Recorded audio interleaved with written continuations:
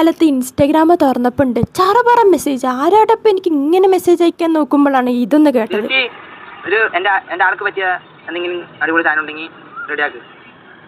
നേരെ എൻ്റെ ആൾക്ക് ഷിഫ്റ്റ് ചെയ്യണം. അങ്ങനത്തെ സെറ്റപ്പ് ആക്കണം. ഓക്കെ? എന്താ ചേച്ചി എന്തെങ്കിലും ഒരു പറ്റിയ മറ്റേതൊക്കെ വരാൻ പോലെ എന്താണ് ഫെബ്രുവരിക്ക് എന്തൊക്കെയൊക്കെ അല്ലേ? അപ്പോൾ എന്തെങ്കിലും സെറ്റപ്പ് ആക്കണം.